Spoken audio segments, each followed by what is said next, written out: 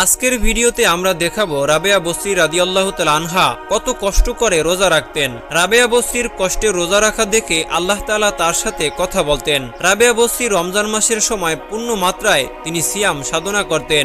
একবার তিনি কিছু না খেয়ে 7টি রোজা রাখলেন। ক্ষুধার তাড়নায় অসুস্থ এবং অস্থির হয়ে পড়েছিলেন। তার ঈমান তো আমাদের মতো নয় যে অনেক সময় অতিরিক্ত খাবার মজুত রাখতেন না, বরং ওই সময় তার ঘরে কোনো খাবার ছিল না।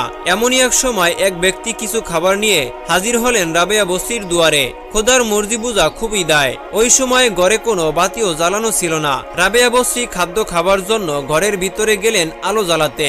এই সুযোগে একটি লুবি বিড়াল এসে রাবেয়া বসরির খাবারটুকু খেয়ে ফেলল। রাবেয়া বসরি ক্ষুধার তাড়নায় আবারও অস্থির হয়ে পানি পান করতে গেলেন। ঘরের কোণে যখন পানির পাত্রের কাছে গেলেন, আল্লাহর মর্জিতে দেখা গেল পানির পাত্রেও পানি পেল না। ক্ষুধার্ত রাবেয়া বসরি অদূরে কূপ থেকে পানি আনতে গেলেন অন্ধকারের মধ্যে। শারীরিক দুর্বল রাবেয়া আছাড় খেয়ে পড়ে গেলেন। তার পা কেটে গেল। শুধু তাই নয়, হাতও ভেঙে গেল।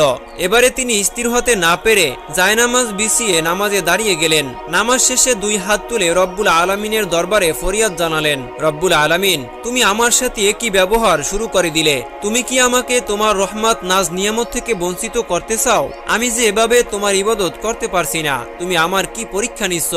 আমাকে বেশি বেশি রোজা রাখার ক্ষমতা দাও।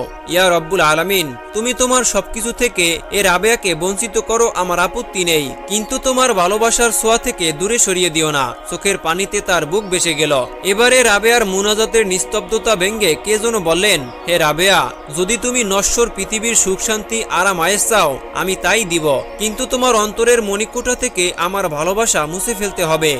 রাবেয়া বসরি রাদিয়াল্লাহু তাআলা আনহা সিয়াম সাধনার এবং অনাহারের সমস্ত কষ্ট ভুলে গিয়ে তিনি মনে মনে প্রশান্তি পেলেন। রাবেয়া মুনাজাত